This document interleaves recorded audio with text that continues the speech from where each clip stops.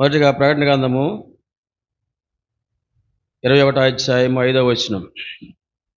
ప్రకటన గ్రంథము 21వ అధ్యాయము 5వ వచనం అందరం కలిసి చదువుకుంటాం. ప్రకటన గ్రంథం 21వ అధ్యాయము 5వ వచనం. ఆయన వారి కన్నులు అందరం కలిసి చదువుకుంటామండి. ప్రకటన గ్రంథము 21వ అధ్యాయము 5వ వచనం. ఆయన వారి కన్నుల ప్రతి బాష్పబిందును తుడిచివేయును. 4వ వచనం క్షమించండి, 4వ వచనం చదువుతున్నాను కూడా. ఆయన వారి కన్నుల ప్రతి బాష్పబిందును తుడిచివేయును. మరణం ఇక్కడ ఉండదు, దుఃఖమైన ఏడుపైన నేను ఉండదు, మొదటి సంగతులు గతించినని సింహాసనాసీనుడు చూచిన. 5వ వచనం కూడా. ఇప్పుడు సింహాసనాసీనుడు ఉన్నవాడు, ఇదిగో సమస్తమును నూతనమైనవిగా చేయుచున్నానని చెప్పాను, మరియు ఈ మాట నమ్మకమునై ఉన్నది కనుక వ్రాయమని ఆయన నాతో చెప్పాడు. రెండవదిగా చూడండి, దావీదు మొదటి సమూయేలు గ్రంథము 30వ అధ్యాయము. మొదటి సమూయేలు గ్రంథము 30వ అధ్యాయము 19వ వచనం మనము కలిసి చదువుకుంటాం. మొదటి సమూయేలు గ్రంథము 30వ అధ్యాయము 19వ వచనం. కుమారులేమి కుమార్తెలేమి దోపుడు సొమ్మేమి, వారు ఎత్తుకొని పోయిన దానంతటిలో కొద్దిదేమి గొప్పదేమి ఏది తక్కువ కాకుండా దావీదు సమస్తమును రక్షించెను, సమకూర్చుకుని. యాబేలు గ్రంథం మూడవదిగా యాబేలు గ్రంథము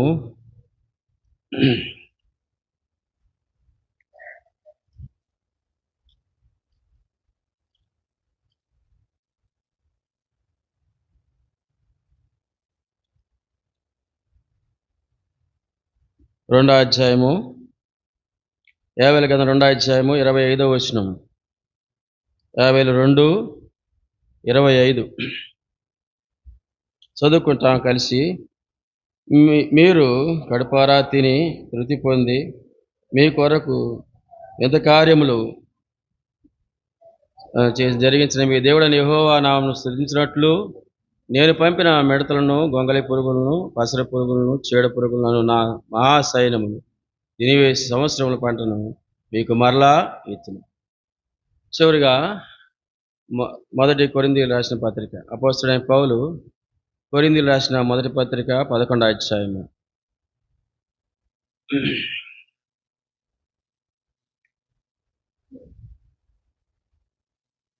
28వ వచనం అందరం కలిసి చదువుకుంటాం. మొదటి కొరింథీ పత్రిక 28వ వచనం అందరం కూడా కలిసి చదువుకుంటాం.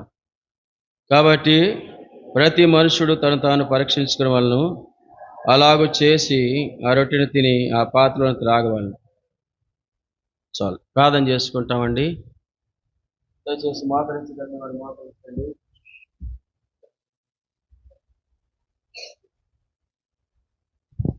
మా ప్రేమ గల పరిశుద్ధ పరలోక తండ్రి, జీవము గల మా దేవ, కృపా కనికర గల మా తండ్రి, మహోన్నతుడా, మహాగణుడా, అద్వితీయ సత్యదేవ, మా ప్రియమైన తండ్రి, మీ పరిశుద్ధ స్తోత్రాలు చెల్లిస్తున్నాం. ఈ మధ్యాహ్న కాల సమయంలో మరొకసారి నీ పరిశుద్ధ పాదముల చెంత సాగిలిపడుచున్నాం తండ్రి. మా ప్రభుదినములో ప్రభా, నీ ప్రజలముగా మమ్మల్ని సమకూర్చిన విధానకై స్తోత్రాలు. ఈ రీతిగా ఉదయకాలము ప్రభు ఆరాధనలో మీ దాసుని ద్వారా మా గమనాన్ని తీసుకొచ్చిన లేఖన భాగాల కొరకై వందనాలు చెల్లిస్తున్నాం. నిత్యుడైన తండ్రి ప్రభువా, మా కొరకై నిత్యత్వము కొరకై సిద్ధపరిచినటువంటి అనేకమైనటువంటి అమూల్యమైన వాటిని బట్టి మీకైనా వందనాలు చెల్లిస్తున్నాం ప్రభువా. నా తండ్రి, లోకములో పాపంలో నశించిపోతున్న నా జీవితానికి ప్రభువా నిత్య రక్షణకు కారణభూతుడవై నిత్య రక్షణ నాకు అనుగ్రహించినందుకై మీకైనా వందనాలు చెల్లిస్తున్నాం. అది మాత్రమే కాదు కానీ ప్రభువా, నిత్యమైన స్వాస్థ్యము నాకు అనుగ్రహించి నీతో కూడా యుగయుగాలు ఉండాలనేటువంటి ఉద్దేశము నాళ్ళ కలిగి ఉన్నందుకై మీకు స్తోత్రాలు చెల్లిస్తున్నాం. ప్రభువా, నిత్య నివాసమును నా కొరకు అనుగ్రహిస్తూ వచ్చారు, మీకైనా వందనాలు చెల్లిస్తున్నాం. ఈ రీతిగా ప్రభువా నిత్యము నీతో ఉండాలని నాడలా మీరు కలిగి ఉన్నటువంటి ఉద్దేశాన్ని బట్టి ప్రభువా మహిమ నుంచి లోకానికి మానవుడుగా వచ్చి నా కొరకై నా పాప శిక్ష భరించడానికి ప్రభువా ఆ కలవరి శిలువలో నా కొరకై మరణించి భూస్థాపన చేయబడి తిరిగి లేచుట ద్వారా ప్రభువా నాకు ఇచ్చిన విమోచన పాప క్షమాపణ నిత్యమైనటువంటి భాగ్యాన్ని బట్టి మీకు ఎన్నో వందనాలు స్తోత్రాలు చెల్లిస్తున్నాం. నా దేవా, ఆరాధనలో రెండవ భాగముగా నీ పరిశుద్ధ బల చుట్టూ ఒలివ మొక్కల వల్లే చేరురాగాటికి మాకు ఇచ్చిన కృపకాయ స్తోత్రాలు. ఈ సమయంలో ప్రభువా నీ పరిశుద్ధ బలలో యోగ్యంగా పాల్గొనడానికి కావలసినటువంటి నీ కృపను మాకు అనుగ్రహించండి. దేవా, ఏ మాటల ద్వారా మేము సరిచేయబడాలో, పురికొల్పబడాలో, స్థిరపరచబడాలో మీరే అనుగ్రహించమని ప్రార్థన చేస్తున్నాం. నిలబడని దాసుడు బలహీనుడు చాతకని సహాయకుడు ఒప్పుకుంటున్నాను. రెండు కాళ్ళు చేసి ప్రభువా మీరే పరలోక మాటలు అనుగ్రహించవలసిందిగా ప్రార్థన చేస్తున్నాం. ఈ సమయం కొరకై నిర్గమా 3:23, నిర్గమా 3:24 జ్ఞాపకం చేసుకోండి. నిర్గమా నా తండ్రి 4:18-28 జ్ఞాపకం చేసుకుంటున్నాం. మత్తయి సువార్త 10:20, యోహాను సువార్త 14:14, యోహాను సువార్త 3:34. ఏలైనా తాను పంపిన వానికి ఆయన కొలతలేని ఆత్మ అనుగ్రహించిన కనుక ఆయన మాటలే పలుకు సెలవిచ్చారు. నా నామం ఏదడితే అది ఇస్తా అన్నారు. ప్రభువా మీరు నీకు బదులుగా నేను మాట్లాడుతూ నీ నోటికి తోడంటానికి సెలవిచ్చారు. మీకు బదులుగా పరిశుద్ధాత్మయే మాట్లాడుతూ సెలవిచ్చారు. ప్రభువా మీరు ఇచ్చిన వాగ్దానం నిలిచి ఉండగా బలహీనను నీ కృపకు అప్పగించుకుంటున్నాను. ప్రభువా నేను మీరు జ్ఞాపకం చేసుకోమని గణత మహిమ స్తుతి ప్రభావాలు మీకు ఆరోపించుకుని మీ దాసుడు రాష్ట్రాలు ప్రభా మరి అర్జెంట్ ప్రయాణంలో వెళ్ళాల్సి ఉండి జ్ఞాపకం చేసుకోండి. ప్రయాణ భద్రతను క్షేమంగా నడిపించండి. తిరిగి వచ్చడం మీ కృప అనుగ్రహించండి. మీ కృప మాతో కూడా ఉంచమని యేసు ప్రభువారి శ్రేష్టమైన నామంలో స్తుతించి ప్రార్థించి వేడుకొంచున్నాం తండ్రి, ఆమేన్.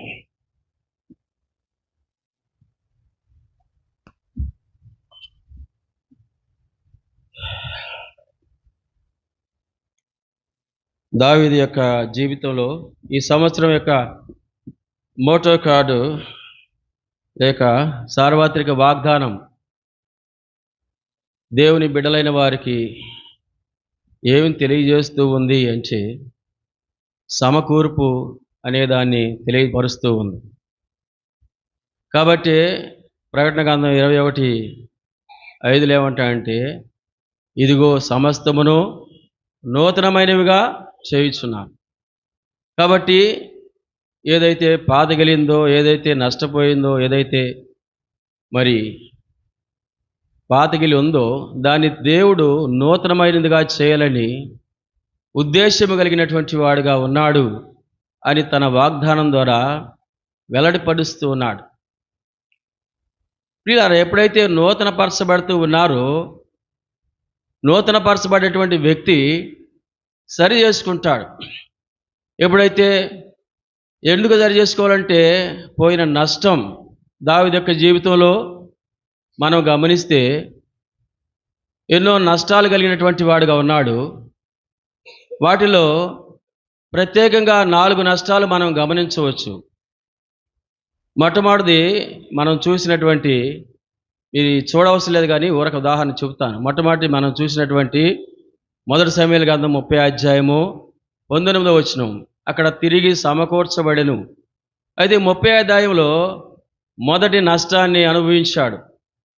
దేవుని యొక్క ప్రజగా దేవుని సన్నిధిలో ఉండవలసినటువంటి దావీదు, దేవుని కొరకై కనిపెట్టి ఉండవలసిన దావీదు, దేవుని చేత అభిషేకించబడి దేవుని యొక్క పిలుపునందుకొని నిలిచి ఉండవలసిన దావీదు మొట్టమొదటగా తప్పిదములోనికి వెళ్ళి నష్టానికి గురైనటువంటి వాడుగా మనము చూడవచ్చు. రెండవదిగా 2 సమూయేలు గ్రంథం 11 అధ్యాయంలో రాజుగా ఉన్న దావీదు చూడకూడనిది చూచి తన జీవితాన్ని నష్టపరుచుకున్నటువంటి వాడుగా రెండవ నష్టాన్ని మనము గమనించవచ్చు. మూడవదిగా మనం గమనిస్తే ప్రియులారా, క్షమించండి, దానికంటే ముందు 2 సమూయేలు గ్రంథం 6 అధ్యాయంలో మందసాన్ని తెచ్చే విషయంలో నష్టపోతూ వచ్చాడు. అది రెండవది. మందసం యాజక ధర్మం ప్రకారం యాజకులు మోసి తేవాల్సినటువంటి మందసాన్ని తన స్వంత తలంపుతో తీసుకొచ్చి నష్టపోయినటువంటి వాడుగా మనం గమనించవచ్చు. మూడవదిగా మరి 11 అధ్యాయము 2 సమూయేలు గ్రంథంలో అక్కడ పాపం చేయటం వల్ల నష్టపోతూ వచ్చాడు. నాలుగవదిగా 2 సమూయేలు గ్రంథం 24 అధ్యాయంలో దేవుడు సమృద్ధిగా దీవించి తన జనులను కావాల్సిన రీతిగా సమృద్ధిని అనుగ్రహించినప్పుడు కూడా తన సబుద్ధిని ఆధారం చేసుకొని జనులను లెక్కించటంలో దేవుని సన్నిధిలో తప్పిదము చేసిన వాడుగా నిలబడుతూ వచ్చాడు. ఆ నష్టమెంతో అరవనవ కళ్ళములో దేవుడు అంగీకరించడం ద్వారా తీర్చబడుతూ వచ్చింది. కాబట్టి ఈ 4 నష్టాలు దావీదు యొక్క జీవితంలో ఎంతో గొప్పవిగా దేవుని వాక్యం మనకు బయలుపరుస్తా ఉంది. అయితే మొట్టమొదటిగా మనం చూస్తే ఈ మొదటి నష్టం ఏంటంటే తను పోగొట్టుకున్న దాన్నంతా సమకూర్చుకోవడానికి ఎంతగా పోగొట్టుకుంటూ వచ్చాడు. చూడండి, 1 సమూయేలు గ్రంథము 30వ అధ్యాయము మొదటి వచనాలు, మనం కొన్ని వచనాలు 3వ వచనం చూస్తే 1 సమూయేలు గ్రంథం 30వ అధ్యాయం 3వ వచనం, దావీదును అతని జనులను అది కాల్చబడినయు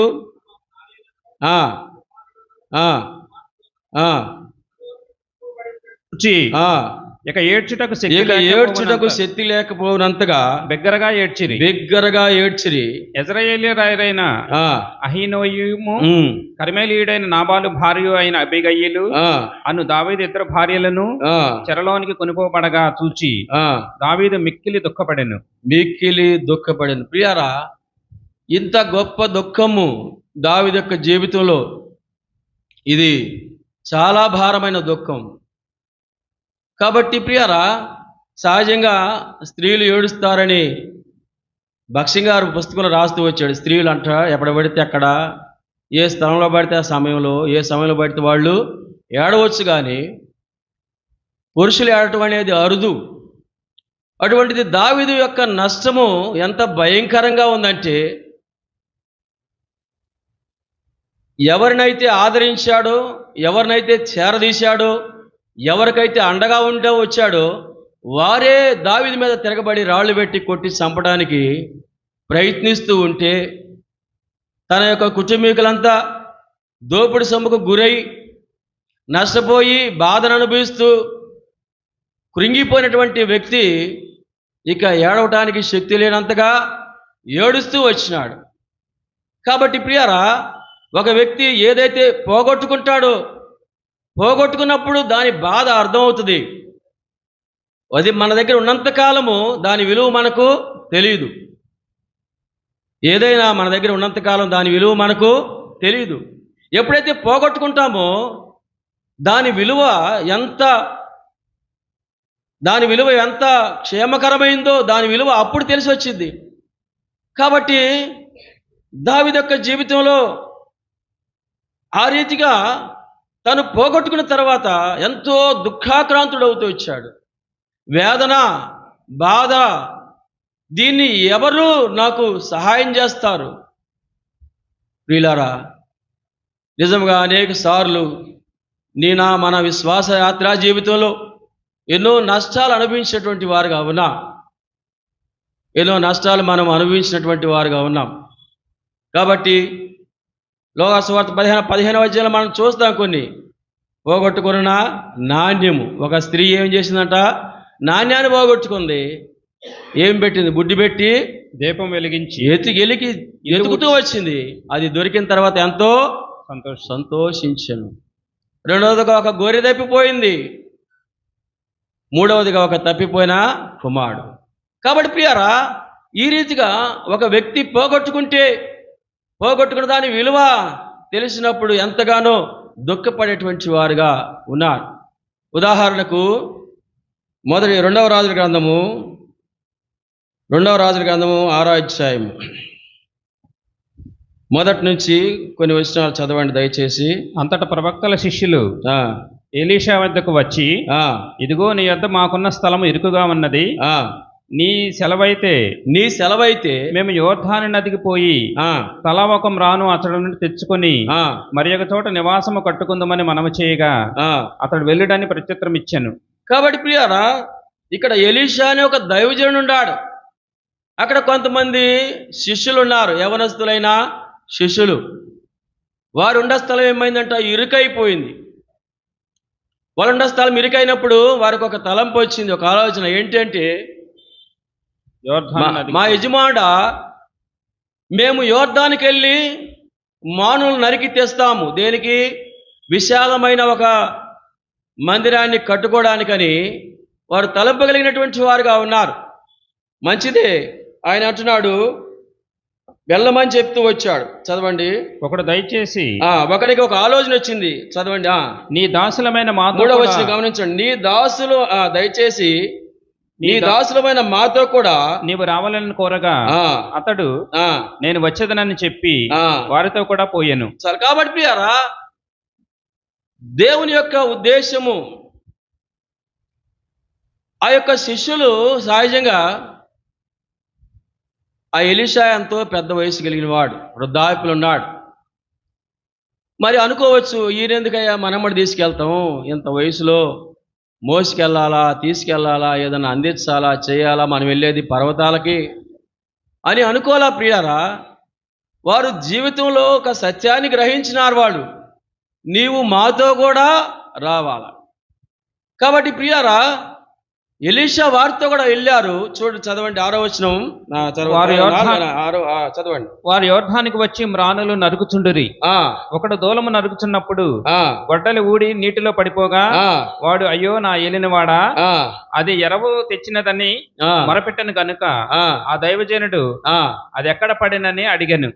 వాడు అతనికి ఆ స్థలమును చూపింపగా అతడు కొమ్మ ఒకటి నరికి నీళ్ళలో వేయగా. కాబట్టి ప్రియారా, అయ్యో దైవజనుడా, నా గొడ్డలి నేను పోగొట్టుకున్నాను. ప్రియులారా, ఒకటి అరువు తెచ్చినటువంటి గొడ్డలి, తనది కానిది, తన దేవుని పని కొరకై లేక తన పని కొరకై తీసుకొని వచ్చినటువంటి వాడిగా ఉన్నాడు. అది నరుకుచుండగా అది నీటిలో పడిపోయింది. ఇప్పుడు ఎలుగెత్తి ఏడుతున్నాడు, అయ్యో దైవజనుడా, నా గొడ్డలి పడిపోయింది. అప్పుడు అంటున్నాడు ఎలీషా, అది ఎక్కడ పడినది, ఎక్కడ పడింది.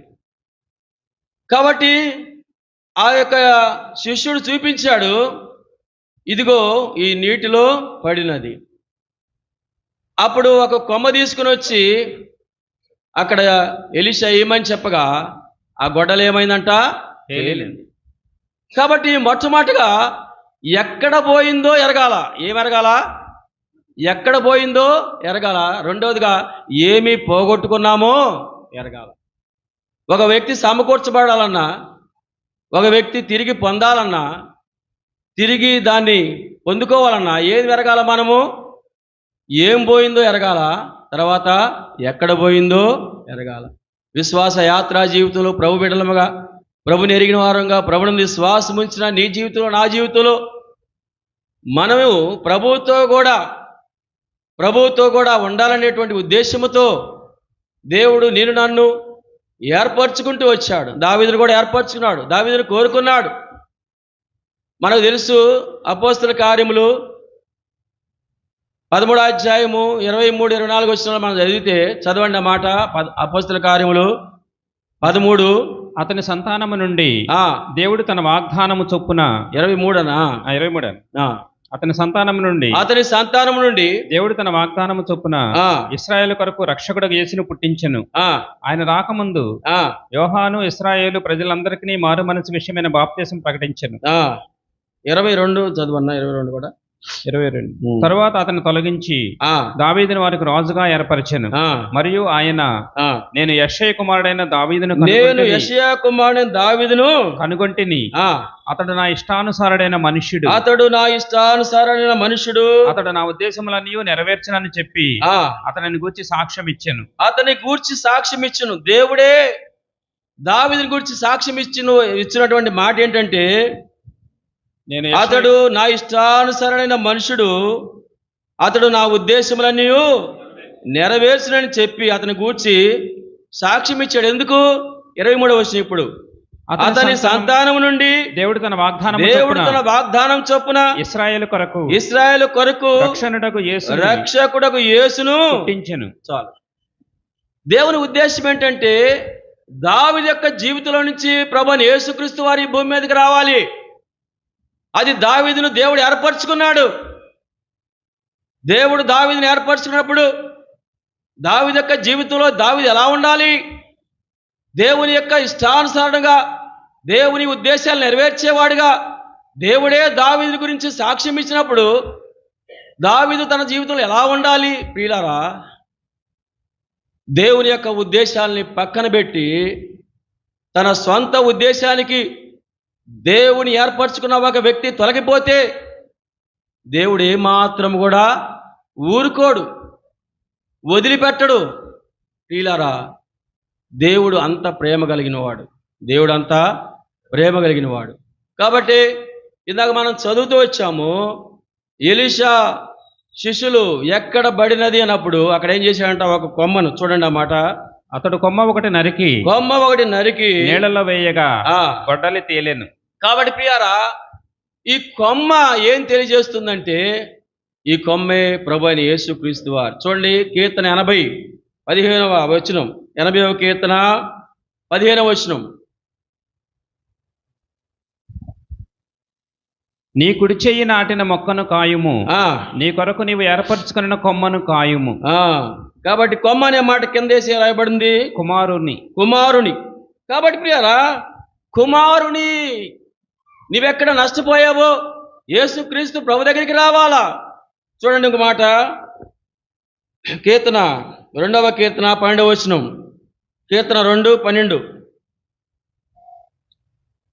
ఆయన కోపము త్వరగా రగులుకొనును, కుమారుని ముద్దు పెట్టుకోండి, లేని ఎడల ఆయన కోపించును, అప్పుడు మీరు త్రోవ తప్పి నశించెదరు. ఆయనను ఆశ్రయించు వారందరూ ధన్యులు. ప్రియారా, ప్రభువైన యేసుక్రీస్తు ప్రభువారు నీ కొరకై, నా కొరకై, సర్వ మానవాళి కొరకై ఈ లోకానికి మానవుడిగా వచ్చినాడు.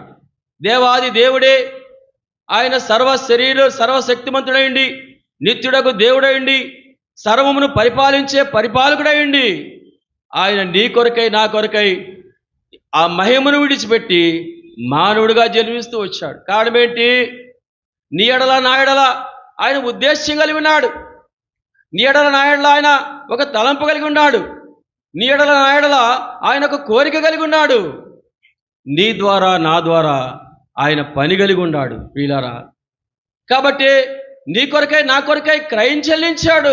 కల్వరి శిలువలో బలిగా అర్పించబడుతూ వచ్చాడు. దూషించు వారికి, శపించు వారికి తనకు అప్పగించుకుంటూ వచ్చాడు. ఉమ్మే వారికి ముఖం అప్పగించుకుంటూ వచ్చాడు. చేతుల్లో, కాళ్ళల్లో శీలగాయాలు, శరీరం అంతా రక్తసిక్తమైపోతూ వచ్చింది ప్రియులారా. కారణం ఏంటంటే దేవుని యొక్క ఉద్దేశం. ఈ లోకంలో ఎంతో మంది ఉండగా, గొప్పవారు, ధనవంతులు, పేరు ప్రఖ్యాతులు కలిగిన వారు ఎందరో ఉండగా ప్రియులారా, నీ ఎడల, నా ఎడల చేరి వచ్చిన వారి ఎడల దేవుని సంకల్పం ఎంత గొప్పది. నేను నన్ను పిలిచాడు, ప్రేమించాడు, ఆయన రక్షణ మనకు బయలుపరిచాడు, ఆయన రక్షణలో మనం ప్రవేశించినట్లుగా సహాయపడుతూ వచ్చాడు, మనను ఈ రీతిగా నిత్యమైనటువంటి స్వాస్థ్యానికి ఆరాధనలో అన్న చెప్పినట్టుగా వారసుడిగా చేస్తూ వచ్చాడు. ఎందుకు అంటే అది ఆయన సంకల్పం, ఆయన చిత్తం, ఆయన ఉద్దేశం. కాబట్టి ఈ మధ్యాహ్న కాల సమయంలో ఆయన ఉద్దేశాన్ని నుంచి తొలగిపోయినటువంటి దావీదును ఆధారం చేసుకొని ప్రభు మనతో మాట్లాడుతున్నాడు. మన ప్రభు బలలో పాలుపొందబోయే నా జీవితంలో, మన జీవితంలో మనం ఎలాగా ఉన్నాం? ప్రభు ఇచ్చినటువంటి ఆ ఉద్దేశాన్ని, లేక ప్రభు మన ఎడల కలిగినటువంటి ఉద్దేశాన్ని అనుసరించి నడిచేవారిగా ఉన్నామా? లేక మన సొంత ఉద్దేశాలను, సొంత తలంపులను, సొంత ఆలోచనలు చేసుకొని ముందుకు సాగుతున్నామా? ఒక దినాన ప్రభు లెక్కడుగుతాడు, ఒక దినాన ప్రభు రానయ్యున్నాడు. కాబట్టి దావీదు యొక్క జీవితంలో అదే నష్టాన్ని పొందుతూ వచ్చాడు. దావీదు జీవితంలో అదే నష్టాన్ని పొందుతూ వచ్చాడు. కాబట్టి చూడండి మాట, మొదటి సమూయేలు గ్రంథము 30వ అధ్యాయము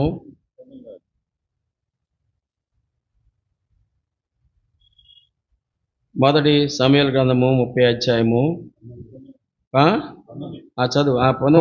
కుమారులేమి, కుమార్తెలేమి, దోపుడు సొమ్మేమి, వారు ఎత్తుకొని పోయిన దానంతటిలో కొద్దిదేమి గొప్పదేమి ఏదియు తక్కువ కాకుండా దావీదు సమస్తమును రక్షించెను. దానికంటే ముందు 30వ అధ్యాయంలో ఉమ్. చూడండి ఇప్పుడు ఏం చేస్తూ వచ్చాడు? 6వ వచనం, దావీదు మిక్కిలి దుఃఖపడెను మరియు మరియు తమ తమ కుమారులను తమ బట్టి తమ కుమారులను బట్టి కుమార్తెలను బట్టి జనులందరికీ ప్రాణము విసికినందున రాళ్లు రువ్వి దావీదును చంపుతాము రండని వారు చెప్పుకొనగా. కాబట్టి పియారా, దావీదుతో దాదాపు 300 మంది ఆ దినాన్ని 22వ అధ్యాయంలో మనం చదివితే చూడండి ఆ మాట. 1 సమూయేలు గ్రంథం 22వ అధ్యాయము 1-2 వచనాలు. దావీదు అక్కడ నుండి బయలుదేరి అదుల్లాము గుహంలోనికి తప్పించుకుని పోగా అతని సహోదరులను అతని తండ్రి ఇంటి వారందరూ ఆ సంగతి విని అతని యొద్దకు వచ్చిరి.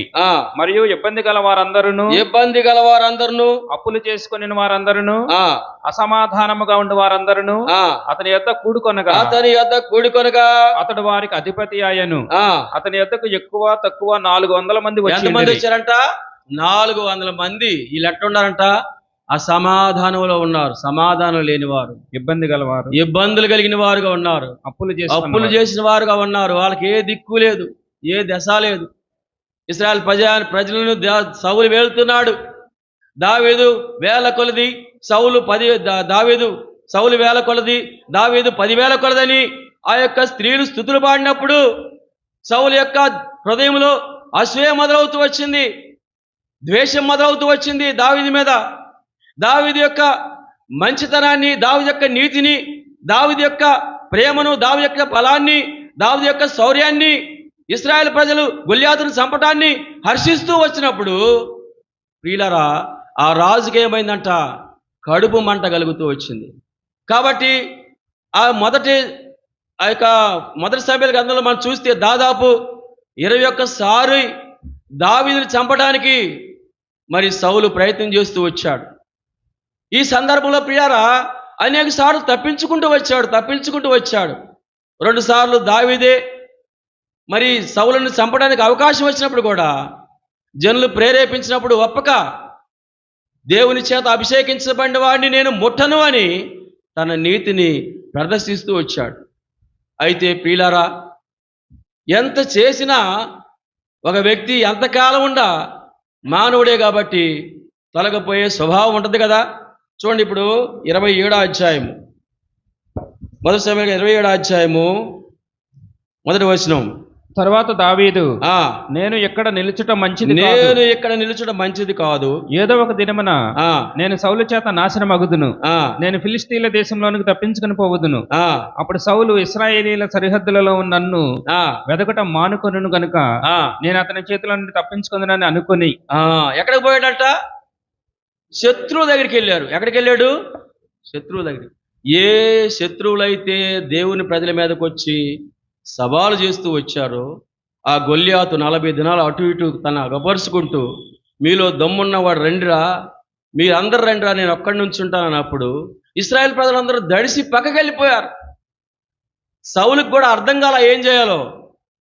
దావీదు వచ్చాడు ఆ కొలువులోకి, వారి నోట విన్నాడు. వీళ్ళారా, విన్నప్పుడు ఈ సున్నతి లేని ఫిలిష్తీయుడు దేవుని ప్రజలను తిరస్కరిస్తామా అని రోషము కలిగిన వాడై వీళ్ళారా దేవుని నామములో గొల్యాతుని ఒక్క రాయితో ఒడిసెల బిగించి కొట్టినప్పుడు బొక్క బోర్లుగా పడినటువంటి గొల్యాతు తలను తెగ నరికినటువంటి దావీదుగా ఉంటూ వచ్చాడు. ఏ ఫిలిష్తీయునైతే దేవుని కొరకై, దేవుని ప్రజల కొరకై హతమారుస్తూ వచ్చాడో ఒక దినాన దావీదు విసిగిన వాడై తిరిగి అదే ఫిలిష్తీయులోనికి జత కడతానికి వెళ్తూ వచ్చాడు. ఇది కదా తప్పిదం, ఇది కదా బలహీనత. చూడండి మాట 28వ వచనం, 28వ అధ్యాయము 21వ వచనం. ఆ దినములలో ఫిలిష్తీయులు ఇశ్రాయేలీయులతో యుద్ధము చేయవలనని సైన్యములను సమకూర్చి యుద్ధమునకు సిద్ధపడగా ఆకీషు దావీదుని పిలిచి, నేను దండెత్తగా నీవును నీ జనులను నాతో కూడా యుద్ధమునకు బయలుదేరి రావాలనని పరిష్కారంగా తెలుసుకునమనగా, నీ దాసుడైన నేను చేయబో కార్యమును అది ఇప్పుడు తెలుసుకొందువు అనేను. కాబట్టి ప్రియారా, దావీదు అడుగుతున్నాడు ఆకీషు, ఓ దావీదా, నేను ఇశ్రాయేలు మీదకి యుద్ధానికి వెళ్తున్నా, నువ్వు కూడా వస్తావా? వస్తా. కాబట్టి ప్రియులారా, ఎందుకు వచ్చింది నష్టం అంటే ఓర్పు లేని కష్టమే రావచ్చు, బాధే రావచ్చు, ఇరికే రావచ్చు, నిందే రావచ్చు, వేదనే రావచ్చు. విశ్వాస యాత్రా జీవితంలో దేవుడు ఏర్పరచుకున్న జనాంగముగా, దేవుడు ప్రేమించిన జనాంగంగా, దేవుని యందు విశ్వాసం ఉంచిన జనాంగముగా మనకెదురయ్యే కష్టము, పరీక్ష, వేదన కలిగే పరిస్థితులు ఎన్నో రావచ్చు. ఎందుకంటే వేదన చెందకుండా నీకు నాకు రక్షణ రాలే. హెబ్రీ రాసిన పత్రికలో అంటాడు కదా, ఏమంటాడు? విశ్వాసమును కర్తయు దాన్ని కొనసాగించేవాడైనా యేసు వైపు చూస్తే ఏముందంట?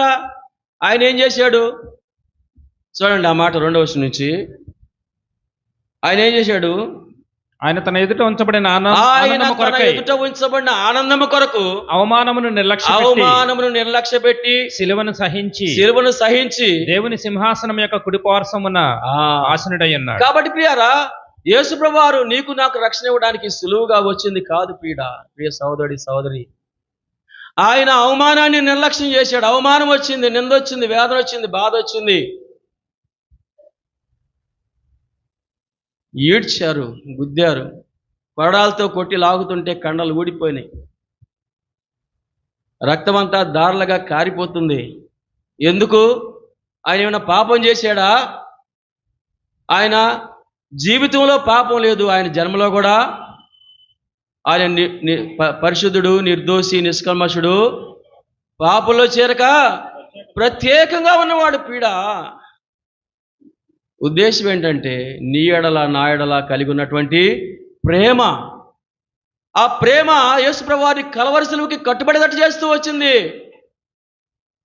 నిందించారు, నీవు యూదుల రాజువా? యూదుల రాజని రాయొద్దు, వీడు యూదుల రాజుని చెప్పుకొని నేను రాయమని వారు సిఫారసు చేస్తూ వచ్చారు. అయినను సహించాడు. సృష్టికర్త అనే దేవుడు, భూమి ఆకాశాన్ని కలగజేసిన దేవుడు, మాటతోనే సమస్తం కలగజేసిన దేవుడు. ప్రియారా, చనిపోయిన వారిని లేపినాడు. 3 దినాలు 4 దినాలు కంపు కొడుతున్న లాజరు బయటికి రానగానే లాజరు ప్రేత వస్త్రములతో, ఆయన సర్వశక్తి గలవాడు దేవుడు.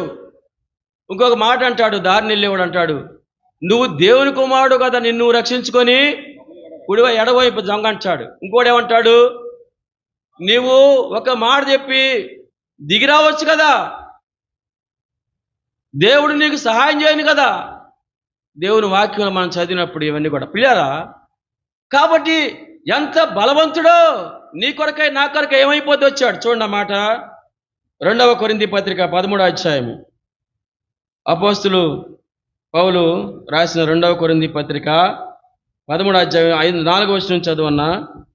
బలహీనతను బట్టి ఆయన సిలువ వేయబడిన గాని, బలహీనతను బట్టి ఆయన సిలువ వేయబడిన గాని దేవుని శక్తిని బట్టి జీవించుచున్నాడు. మేమును ఆయన యందుండి బలహీనులమై ఉన్నాము గాని మీ ఎడల దేవుని శక్తిని బట్టి ఆయనతో కూడా జీవము గలవారము. కాబట్టి బలహీనతను బట్టి సిలువేయబడ్డాడు. ఏంటి ఆయన బలహీనత? నిన్ను నన్ను ప్రేమించడమే ఆయన బలహీనత. నిన్ను నన్ను ప్రేమించి నీ కొరకై నా కొరకై ఆయన బలహీనుడిగా అప్పగించుకున్నాడు. ఆయన బలవంతుడైన దేవుడు, సర్వశక్తి గల దేవుడు, పవర్ఫుల్ గాడ్. నిన్న ఆయన చెబుతూ వచ్చాడు దైవజనుడు. ఆయన ప్రభావం ఎటువంటిదంటే, ఆయన పైకి వెళ్తుంటే దురాత్మ సమూహం కూడా ఏమైపోయినాయంట, పక్కకి వెళ్ళిపోయినాయి. అంత సర్వశక్తి గల దేవుడు నీ కొరకై నా కొరకై ఏమైపోయాడంట, కల్వరి సిలువలో బలహీనుడైపోతూ వచ్చాడు. కారణం ఏంటి? నీవు నేను ఆయన కలిగిన ఉద్దేశాన్ని నెరవేర్చాలని. కానీ దావీదు యొక్క జీవితంలో ప్రియులారా, దావీదు యొక్క జీవితంలో కూడా సంతానంలో కూడా యేసు ప్రభువు రావాలని దేవుడు ఉద్దేశించాడు. అయితే దావీదు ఏం చేస్తున్నాడంట, లోకస్తులతో అన్యులతో చేతులు కడిగి. కారణం ఏంటి? తనకు వచ్చిన శ్రమ, బాధ, కష్టం. ఈనాడు నింద వచ్చిందా, అవమానం వచ్చిందా, కష్టం వచ్చిందా, బాధ వచ్చిందా? జనులు నిన్ను అన్యాయంగా నిందించారా, దూషించారా? బ్రదర్, నేనేం చేయకపోయినా నన్ను దూషించారా? పర్వాలే. నీకంటే నాకంటే మనందరికంటే ప్రభు అయిన యేసుక్రీస్తు వారు అంతకంటే ఎక్కువ శ్రమలు అనుభవించాడండి. ఆయన శ్రమ పడడం ద్వారానే మనకు రక్షణ వచ్చింది. నిత్య మహిమ, అంతకంతకు నిత్యమైన మహిమా భారమును మన కొరకు ఇవ్వడానికే ఆయన కల్వరి శిలువలో తనకు తానుగా అప్పగించుకుంటూ వచ్చాడు. కాబట్టి ప్రియులారా, ఇక్కడ దావీదుకు వచ్చిన నష్టము ఏంటి అంటే, సౌలుని ఎలా తప్పించుకోవాలి, ఈ సౌలు నన్ను బతకనివ్వడు, కాబట్టి నేను ఫిలిష్తీయుల దేశంలోనికి వెళ్ళిపోతాను. ఫిలిష్తీయులు సౌలు ఇశ్రాయేలు మీద యుద్ధానికి వెళ్తేప్పుడు వారితో కూడా జతకట్టిపోయాడు. అక్కడ సర్దార్లు ఆపారు, ఈలోపు ఆపారు, సర్దార్లు ఆపారు. ఈయనెందుకయా మనమడి తీసుకొస్తావు, ఈ దావీదు సామాన్యుడు అనుకుంటున్నావా, గొల్లియాతుని చంపింది ఈడే కదా, ఇతను చంపినప్పుడే కదా స్త్రీలందరూ పాట పాడింది అన్నప్పుడు ఆకీషుకి ఇష్టం ఉండగాని బతిలాడి వెనక్కి పంపించాడు. వెనక్కి పంపే లోపు సిగ్లాకులో ఏమైంది, తన వారినంతని కూడా దోసుకుపోతాడు. ఏడవలేనంత దుఃఖము, వేదన, భయం, అంత భయంకరం వచ్చినప్పుడు అయితే ఏం చేస్తూ వచ్చాడు దావీదు? 30వ అధ్యాయం 7వ వచనం గమనించండి. పిమ్మట దావీదు ఏఫోదు తెమ్మని యాజకుడైన అహీమెలెకు కుమారుడైన 6వ వచనం కంటిన్యూషన్ చేద్దాం. దావీదు మిక్కిలి దుఃఖపడిను, మరియు తమ తమ కుమారులను బట్టి కుమార్తెలను బట్టి జనులందరికీ ప్రాణము విసికినందున రాళ్లు రుబ్బి దావీదును చంపుదము రండని వారు చెప్పుకొనగా, దావీదు తన దేవుడైన యెహోవాను బట్టి ధైర్యం తెచ్చుకొనెను. పిమ్మట ఏఫోదు తెమ్మని యాజకుడు అబీమెలెకు అబ్యాతారుతో చెప్పగా అబ్యాతారు ఏఫోదును దావీదు వద్దకు తీసుకుని వచ్చాడు. కాబట్టి ప్రియారా, దావీదు యొక్క జీవితంలో తన నష్టం ఎక్కడ పడ్డాడు, ఎందుకు నష్టం వచ్చిందో ఎరుగుతూ వచ్చాడు. కాబట్టి తన దేవుడని యెహోవాను బట్టి ధైర్యం తెచ్చుకున్నాడు. ఆ దినం ఎంతో దుఃఖకరమైన దినం, బాధ కలిగించే దినం, తన వారు, తన కుటుంబం, తన ఇంటి వారు పోయిన దినము. అలాగనే తన పక్షనున్న జనులు, తనతో ఉన్నవారు, తను ప్రేమించిన వారు, ఇంతకాలం తనకు అండనుకున్న వారు కూడా తనకు ఎదురు తిరిగి రాళ్లతో కొట్టి చంపడానికి తిరగబడినటువంటి దినం. ఆ దినాన ఏ దిక్కు లేదు దావీదుకి. ఎటు చూసినా కష్టమే, బాధే, ఎటు చూసినా నిందలే, ఎటు చూసినా అవమానమే, ఎటు చూసినా ప్రియులారా నిరుత్సాహమే. ఆయన ఒక్కసారి ప్రభు వైపు చూస్తూ వచ్చాడు. కాబట్టి దావీదు యెహోవాను బట్టి ధైర్యం తెచ్చుకున్నాడు. ధైర్యం తెచ్చుకోండి ప్రియులారా. ఏ బోధి తెమ్మన్నప్పుడు ప్రభు దగ్గర విచారం చేస్తూ వచ్చాడు దావీదు.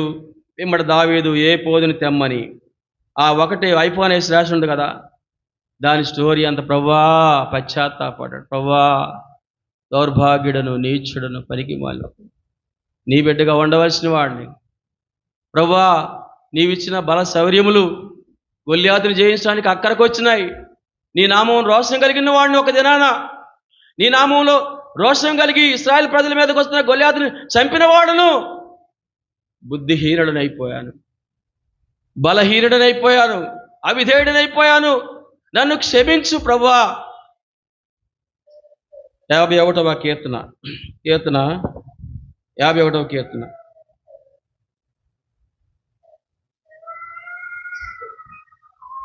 51వ కీర్తన 11వ వచనం. నీ సన్నిధిలో నుండి నన్ను త్రోసివేయకము, నీ పరిశుద్ధాత్మ నా ఎదురు నుండి తీసివేయకము, నీ రక్షణానందము నాకు మరలా పుట్టించుము, సమ్మతి గల మనస్సు నాకు కలుగజేసి నన్ను దృఢపరచుము. కాబట్టి ప్రియరా, ఏం పోయిందంట దావీదుకి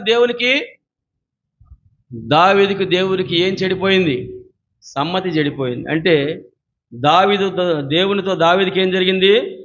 సంబంధం తెగిపోయింది. ఒకప్పుడు దావీదు దేవుని పేరట అద్భుతాలు చేస్తూ వచ్చాడు, సూరకార్యాలు చేస్తూ వచ్చాడు. ఇలా ఇప్పుడు దీనుడైపోయాడు, కినుడైపోయాడు, తానే నష్టపోతూ వచ్చాడు, తానే పోగొట్టుకుంటూ వచ్చాడు. కాబట్టి దావీదు యెహోవా నామమును బట్టి ధైర్యం తెచ్చుకున్నాడు. ఏ పోదు తెచ్చి దేవుడి దగ్గర పశ్చాత్తాపడుతున్నాడు. ప్రభువా, నన్ను క్షమించు, నన్ను కడుగు, శుద్ధీకరించు, నన్ను పవిత్రపరుచు ప్రభువా, సమ్మతి గల హృదయం నాకు కలగజేయము, నా రక్షణ ఆనందం నాకు మరలా పుట్టించుము. ఏం పోయిందంట? రక్షణ ఆనందం పోయింది. అంటే రక్షణలో సంతోషించేది పోగొట్టుకున్నాడు. చాలాసార్లు రక్షణ బట్టి ఉత్సాహిస్తాం, సంతోషిస్తాం, ఆనందంగా ఆరాధన చేస్తాం, ప్రభువా నీ స్తోత్రమయ్యా అని ఎలుగెత్తి ఆరాధన చేస్తాం. చాలాసార్లు ఆ సంతోషం మన నుంచి దూరం అయిపోద్ది. శత్రువు దొంగిలిస్తాడు. ఏదో కారణం, ఏ కారణం అన్నా కావచ్చు, శత్రువు మన ఆనందాన్ని, సంతోషాన్ని, మన యొక్క రక్షణ ఆనందాన్ని దొంగిలించడానికి ఎప్పుడు అనుక్షణం కాసుకొని ఉంచాడు ప్రియులారా. కాబట్టి ఎప్పుడైతే దావీదు యొక్క జీవితంలో ప్రభు దగ్గర పాదాల సాగిలి సాగిలి పడుతూ వచ్చాడో, దేవుడు దావీదుకు సమకూరుస్తూ వచ్చాడు. అప్పుడు రాసిన 19వ వచనం మనం చూడండి ఆ మాట. 19వ వచనం ఇప్పుడు కుమారులేమి కుమార్తెలేమి దోపుడు సొమ్మేమి వారి ఎత్తుకొని పోయిన దాని అంతటిలో కొద్దిదేమి గొప్పదేమి ఏది తక్కువ కాకుండా దావీదు సమస్తమును రక్షించాను. ప్రియారా, ఈ మధ్యాహ్న కాల సమయంలో ప్రభు బిడ్డలుగా, ప్రభుని ఎరిగిన వారంగా, ప్రభుని విశ్వాసం ఉంచిన నా జీవితంలో ఎలాగా ఉన్నాం? మనల్ని మనం ప్రశ్నించుకుందాం. నన్ను నేను, మనల్ని మనము. అది ప్రభు బల్ల. అది మన మధ్య వధించబడిన ప్రభు యేసుక్రీస్తు వారి యొక్క శరీరానికి గుర్తుగా ఉంది. ఆయన కార్చిన అమూల్య రక్తానికి సాదృశ్యంగా ఉంది ఆ యొక్క రసం. ప్రియులారా, ఏదో అలవాటు ప్రకారంగా, ఆచార ప్రకారంగా బలలో పాలు పొందాలి కదా అని పాలు పొందమాక, అలా పాలు పొందటం ద్వారా ఏం జరిగిద్దంటే ప్రియులారా, నీ హృదయం ఏమవుతుందంట? బండబారిపోదు. అంటే తప్పు చేసినా ఇది తప్పని నువ్వు గ్రహించలేవు. ప్రమాదాల కంటే, అన్నిటికంటే ప్రమాదం ఏం తెలుసా? మనం తప్పు చేసినా, మనం చేసిన తప్పని మనము గ్రహించకపోవడం, ఒప్పుకోవడం కదమ్మా. ఒప్పుకోవడం వేరే సంగతి. గ్రహిస్తే కదా ఒప్పుకునేది. గ్రహించినోడే కదా ఒప్పుకునేది. అసలు నేను చేసిన తప్పే కాదనుకున్నవాడు ఇంకేడ ఒప్పుకుంటాడు? ఒప్పుకోలేరు కదా. కాబట్టి మనం ఏ స్థితిలోకి వెళ్తామంటే, దేవుని సన్నిధిలో సరి చేసుకోకుండా మొండితనంతో ముందుకు పోతే ఆ యొక్క ఒప్పుదల అనేది కోల్పోతాం. ఇక ఎప్పుడు కూడా మనం చేసిన తప్పును తప్పని మనము గ్రహించాం. కాబట్టి దావీదు జీవితంలో, ప్రభువా నేను చేసింది పాపము, నన్ను విడిచిపెట్టకుము, నన్ను కరుణించుము, నా రక్షణానందం నాకు మరలా కలగజేయము, సమ్మతి గల హృదయం నాకు కలిగించుమని వేడుకున్నాడు. ఏడుస్తూ వచ్చాడు. దీనుడైపోయాడు. హృదయాన్ని భద్రపరుచుకుంటూ వచ్చాడు.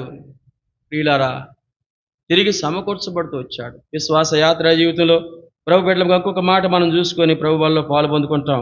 లోకాసు వార్త 15వ అధ్యాయము. లోకాసు వార్త 15వ అధ్యాయము 17వ వచనం. అయితే బుద్ధి వచ్చినప్పుడు వాడు నా తండ్రి వద్ద ఎంతో మంది కూలివండ్రకు అన్నము సమృద్ధిగా ఉన్నది, నేనైతే ఇక్కడ ఆకలికి చచ్చిపోతున్నాను. నేను లేచి నా తండ్రి వద్దకు వెళ్ళి, తండ్రి, నేను పరలోకమునకు విరోధముగా నీ ఎదుటను పాపము చేసి తిని ఇక మీదట నీ కుమారుడనని అనిపించుకున్నటకు యోగ్యుడను కాను. కాబట్టి ప్రియారా, తప్పిపోయిన కుమారుడి గురించి మనం ఇక్కడ జ్ఞాపకం చేసుకుంటున్నాం. మనం చూస్తే 13వ వచనంలో, 12వ వచనంలో, వారిలో చిన్న కుమారుడు తండ్రి ఆస్తిలో నాకు వచ్చు భాగమిమ్మని తన ఆస్తిని అడగగా అతడు వారికి తన ఆస్తిని పంచిపెట్టాను. కాబట్టి తండ్రి అంత ప్రేమ గలవాడు. తన కుమారుడు యుక్త వయసు వచ్చింది. వాడు అన్నాడు, నా ఆస్తి నాకు పంచిపెట్టమనగానే వాడికి రావాల్సిన భాగం వాడికి పంచిపెట్టాడు. వీడేం చేశాడు? మరలా తండ్రి యొక్క సామ్రాజ్యం ఎలాగుందో ఇంకొక సామ్రాజ్యాన్ని స్థాపించి తన తండ్రి పేరు నిలబెట్టాల. ఈ వ్యక్తి ఏం చేసాడంట? దూరదేశం పోయాడు. తనకు రావాల్సిన ఆస్తి తీసుకొని ఏం చేశాడు? అంటే తండ్రి ఇంటికి దూరం అవుతూ వచ్చాడు. దేవుని సన్నిధి నుంచి దూరం అవుతూ వచ్చాడు. దేవుని యొక్క సముఖం నుంచి దూరం వెళ్ళిపోతూ వచ్చాడు. వీలారా, కారణం ఏంటంటే తనకు రావాల్సింది తనకు వచ్చిందని. ఈ లోకంలో విశ్వాస యాత్రా జీవితంలో ప్రభు బిడ్డలముగా, ప్రభుని ఎరిగిన వారముగా, ప్రభుని విశ్వాసం ఇచ్చిన నా జీవితంలో నీవు నేను ప్రభు బిడ్డలుగా దేవుని సన్నిధిలో స్థిరముగా ఉన్నాము అంటే ప్రభు వల్లనే, తండ్రి వల్లనే. తండ్రి ఇయ్యకుండా నీవు నేను ఏమీ పొందలేము. తండ్రి ఇవ్వకుండా నీవు నేను ఏమీ పొందలేం. ప్రియులారా, ప్రభు అంటాడు, యేసు ప్రభు అంటాడు, యోహాను సువార్త 15వ అధ్యాయంలో 4వ వచనం అంటాడు. 15వ అధ్యాయం 4వ వచనం చదవండి. నా యందు నిలిచి యోహాను 15:4. నా యందు నిలిచి ఉండుడి, మీ యందు నేనును నిలిచి నా యందు నిలిచిండుడి, మీ యందు నేనును నిలిచి ఎందును. తీగ ద్రాక్షవల్లిలో నిలిచి ఉంటే ద్రాక్షవల్లిలో నిలిచి ఉంటే గాని తనంతట తానే ఎలాగో ఫలింపదో అలాగే నా యందు నిలిచి ఉంటేనే కాని మీరును ఫలింపరు. తర్వాత ద్రాక్షవల్లిని నేను, తీగలు మీరు. ఎవడు నా యందు నిలిచి ఉండునో, నేను ఎవని యందు నిలిచి ఉండునో వాడు బహుగా ఫలించును. నాకు వేరుగా ఉండి మీరేమీ చేయలేరు. మీరు ఏమి చేయలేరు. దేవునికి వేరుగా నీ తలంపులు, నీ ఆలోచనలు, నీ ఉద్దేశాలు ఎన్నన్నా కలుగుండు వీళ్ళారా, ఏమీ చేయలేము. నీ నా ఉనికి, నీ నా యొక్క ప్రశ్న, నీ నా యొక్క ప్రస్తావన ఎక్కడుండాలి? తండ్రి అయిన దేవుని సన్నిధిలో, దేవుని సముఖంలో ప్రభువుతో పెనవేసుకుపోయినటువంటి నీకు కానీ నాకు కానీ విలువ, నీకు కానీ నాకు కానీ మరి దేవుని సన్నిధిలో ఆ యొక్క మహిమ కొరకై సిద్ధపాటు, తండ్రికి విరోధముగా, దేవునికి దూరంగా నేనేం చేయలేము. కాబట్టి చిన్న కుమారుడు తన స్వబుద్ధిని ఆధారం చేసుకున్నాడు, తన స్వశత్వాన్ని ఆధారం చేసుకున్నాడు. తనకు కావలసినంత తీసుకొని ఎక్కడికి వెళ్ళంట? దూరదేశం వెళ్ళిపోయాడు. వెళ్ళిపోయి ఏం చేస్తూ వచ్చాడు? యాతన పడుతున్నాడు. చదవండి 14 వచనం. అతడు తన ఆస్తిని దుర్వ్యాపారం వలన పాడు చేశాను. అదంతయు ఖర్చు చేసిన తర్వాత ఆ దేశమందు గొప్ప కరువు రాగా వాడు ఇబ్బంది పడసాగి వెళ్లి ఆ దేశస్థులలో ఒకని చెంత చేరాను. అతడు పందులను మేపుటకు తన పొలంలోనికి వారిని పంపాను. వాడు పందులు తిను పొట్టుతో తన కడుపు నింపుకొని ఆశపడేను గాని ఎవడును వానికి ఏమీ ఇయ్యలేదు. ఎక్కడ కూడా ప్రియరా, వాడికి ఒక పందుల మందే అప్పగించబడింది.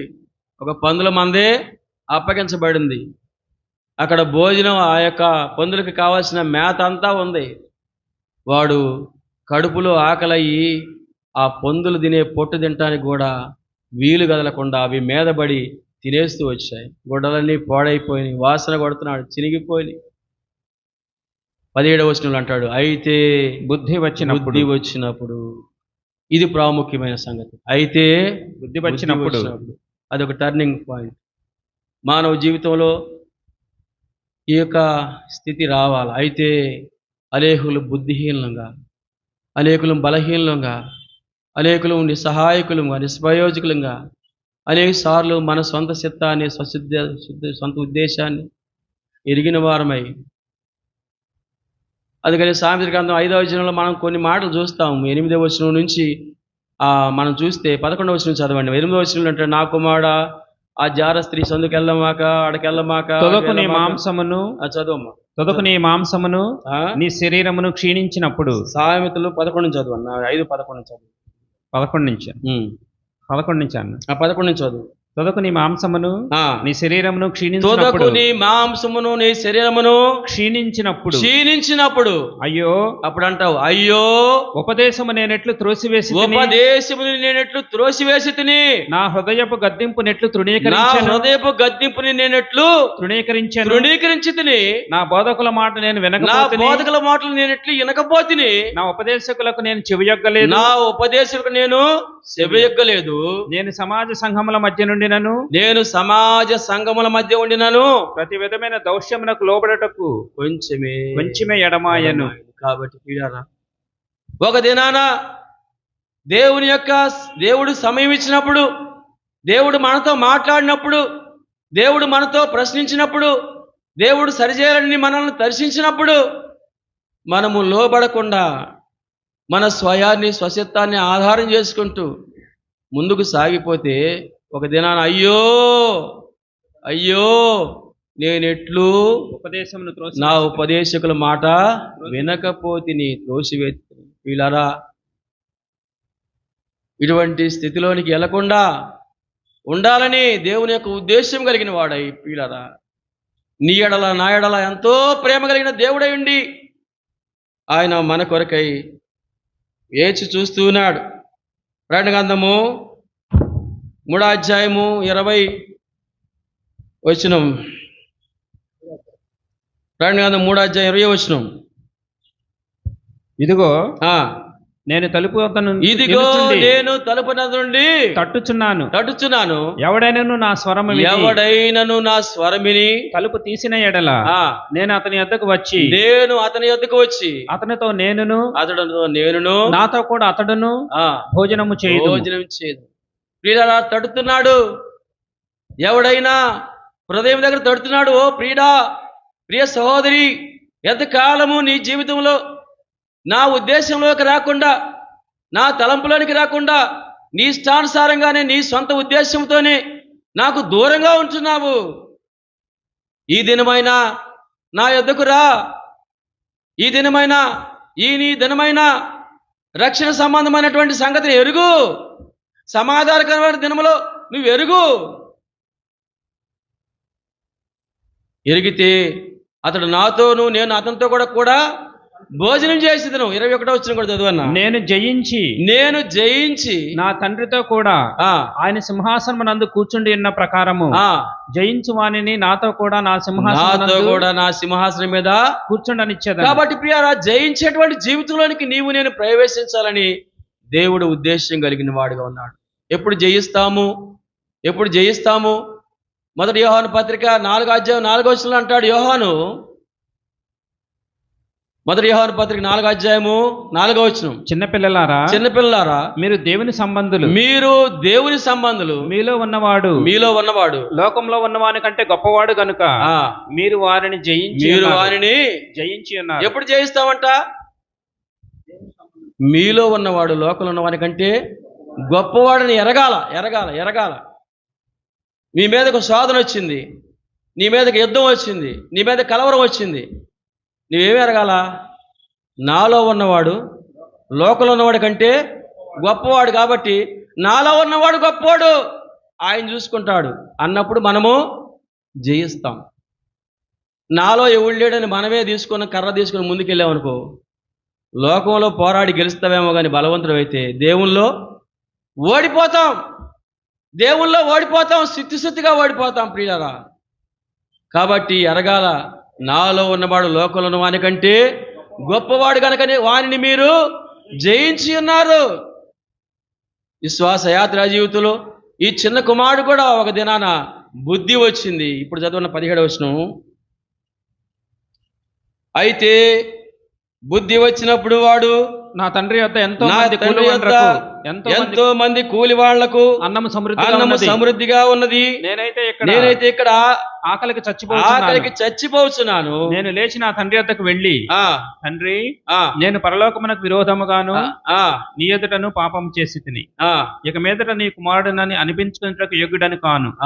నన్ను నీ కూలి వారిలో ఒకనిగా పెట్టుకొనమని అతనితో చెప్పుదును అనుకుని లేచి తండ్రి యొద్దకు వచ్చాను. కాబట్టి ప్రియారా, ఆ వ్యక్తి సరి చేసుకుంటూ మొదలేశాడు. హృదయంలో ఎక్కడ నష్టపోయాడో, ఎంత బాధపడ్డాడో, ఎక్కడ పోగొట్టుకున్నాడో, ఏది నష్టపోతూ వచ్చాడో మొత్తం రిపీట్ చేసుకుంటూ వచ్చాడు. ఇప్పుడు ప్రభు దగ్గర అంటున్నాడు, తండ్రి దగ్గరికి వచ్చాడు. తండ్రి, నీ ఎదుట నేను పరలోకమునకు విరోధంగా నీ ఎదుట నేను పాపం చేసి తిని నీ కూలి వాళ్ళలో ఒకరిగా పెట్టుకుంటూ కూడా నేను యోగ్యుని కాను, నీ కుమారుడు అనిపించడానికి యోగ్యుని కాను, నీ కూలి వాళ్ళలో ఒకరిగా నన్ను పెట్టుకోమని. వీళ్ళరా, ఎప్పుడైతే ఆ వ్యక్తి పశ్చాత్తాపడుతూ వచ్చాడో, ఎక్కడున్నాడు ఇప్పుడు ఈ తండ్రి? చూడండి, వాడింకా దూరంగా ఉన్నప్పుడు తండ్రి వానిని చూచి కనికరపడి పరిగెత్తుకుని వాని మెడ మీద పడి ముద్దు పెట్టుకున్నాను. చూడు, తండ్రి అక్కడ ఉన్నాడు. వచ్చే సంగతి ఏం తెలుసు? కుమారుడు వస్తున్న సంగతి తండ్రికి ఏం తెలుసు? వాడు ఇంకా దూరంగా ఉండగానే తండ్రి గుర్తుపట్టాడు. ప్రియుడా, నువ్వు అనుకుంటావేమో నన్ను ఎవరు పట్టించుకోవట్లేదు, నా విషయమై ఎవరు గమనించట్లేదు, నేను నా యొక్క తలంపుల్లో నేను కొనసాగుతున్నా, నా విషయమే గమనించలే అనుకుంటున్నామేమో. కానీ ప్రియారా, ప్రభు నీ ఎడల ఆయన ఎంతో దీర్ఘశాంతం కలిగిన వాడుగా, నీ ఎడల ప్రేమ కలిగిన వాడుగా, నిన్ను చేర్చుకోవడానికి మక్కువ కలిగిన వాడుగా, నీతో ఆయన సంపూర్ణ సంబంధం కలిగి ఉండటానికి ఇష్టపడేటువంటి వాడుగా ఎదురు చూస్తూ ఉన్నాడు. వాడు రాగానే తండ్రి ఏం చేశాడంట? మెడ మీద పడి ముద్దు పెట్టుకున్నాడు. ఎలాగున్నాడు కుమారుడు? ప్రియారా, పొందుల దగ్గర ఉండే మనుషులు ఏమన్నా మనకు తెలుసు సామాన్యంగా. వాడు ఎన్నాళ్ళవుతుందో నీళ్లు పోసుకొని, సరైన వస్త్రాలు లేవు, ఆహారం లేదు, శరీరం అంతా కంపు కొడుతూ ఉంది, ఎంతో దుర్గంధంతో ఉన్నాడు పిల్లరా. అటువంటి వ్యక్తి మీద పడి, మెడ మీద పడి ముద్దు పెట్టుకున్నాడు. అది తండ్రి ప్రేమ. ప్రియమైనటువంటి సోదరుడా, సోదరి, ఈ మధ్యాహ్న కాల సమయంలో నీవెవరైనా సరే ప్రభు నిన్ను నన్ను కోరుకున్నాడు. అందుకని ఈ వాగ్దానం ఇచ్చాడు. మొదటి దినవృత్తాంతంలో 28:10 యెహోవా నిన్ను కోరుకున్న సంగతిని మనసును తెచ్చుకొని ధైర్యం వహించి పని జరిగించుము. దేవుడు నీకే పనిచ్చాడు, దేవుడు నీకే తలాంతి ఇచ్చాడు. నిర్లక్ష్యం చేయమాక నీకు ఇచ్చిన తలాంతిని. నా సమయంలో నేను వస్తాను అనుకోమాక. అది దేవునికి ఈ సన్నిధిలో గౌరవం కాదు. దేవుడి సమయాన్ని సక్రమంగా నెరవేర్చడమే దేవునికి ఘనత. దేవునికి ఘనత దేవడానికి దేవుడు నిన్ను ఏర్పరచుకున్నాడు ప్రియులారా. కాబట్టి తండ్రి ప్రేమ ఎటువంటిదో, ఆయన కోరుకున్న విధానం ఎటువంటిదో తండ్రి జ్ఞాపకం చేస్తూ కుమారుడికి ఏం చేస్తున్నాడు తర్వాత చదవన్నా. అప్పుడు ఆ కుమారుడు అతనితో, తండ్రి, నేను పరలోకమునకు విరోధముగాను నీ ఎదుటను పాపం చేసి తిని ఇక మీదట నీ కుమారుడని అనిపించుకున్నటకు యోగుడని కానేనను. అయితే తండ్రి తన దాసులను చూసి ప్రశస్త వస్త్రము త్వరగా తెచ్చి వీనికి కట్టి వీని చేతికి ఉంగరం పెట్టి పాదములకు చెప్పులు తొడిగించి క్రొవ్విన దూడను తెచ్చి వధించుడి. ఏం చేస్తూ వచ్చాడంట? గొప్ప విందు చేస్తూ వచ్చాడు. ఏమేం బాగొట్టుకున్నాడంట పిల్లరా? వస్త్రం పోయింది. ఏం పోయింది? వస్త్రం పోయింది. రక్షణ వస్త్రం పోయింది. తిరిగి దేవుడు ప్రశస్తమైన వస్త్రాన్ని ఇచ్చాడు. తర్వాత ఏమిచ్చాడు? ఉంగరం. ఏంటి? అధికారానికి గుర్తు. ఏ అధికారంలో నుంచి వెళ్ళిపోయాడు తండ్రి ఇంటికాడ నుంచి, ఎప్పుడైతే తిరిగాడో, మారు మనసు పొందాడో, పశ్చాత్తాపడ్డాడో, తిరిగి ఆ అధికారాన్ని దేవుడు నీకు నాకు ఇచ్చేవాడిగా ఉన్నాడు. మూడవదిగా పాదములకు చెప్పులు తొడిగించు. కాబట్టి ప్రియులారా, నీవు నేను ప్రభు కొరకై చేయవలసిన పనిని అవి జ్ఞాపకం చేస్తా ఉన్నాయి ప్రియులారా.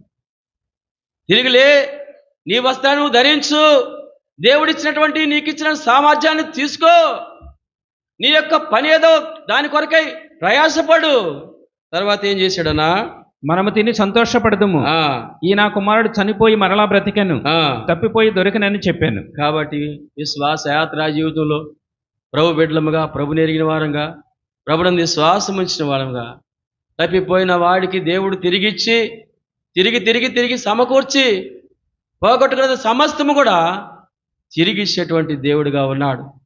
ఈ మధ్యాహ్న కాల సమయంలో నీ జీవితంలో నీవేమి నష్టం కలిగి ఉంటావో నాకు తెలియదు కానీ ప్రియ సోదరి, ప్రభుని అడుగు. యెహోవాను బట్టి దావీదు ధైర్యం తెచ్చుకున్నాడు.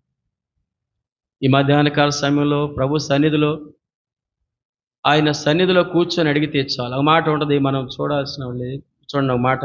73వ కీర్తన 73:16 అనుకుంటా, చదవన్నా.